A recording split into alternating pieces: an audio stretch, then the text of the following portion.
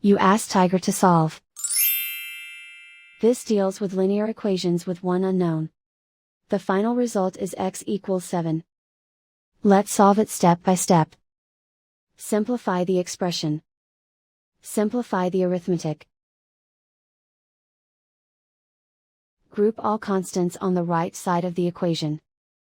Subtract 117 from both sides. Simplify the arithmetic.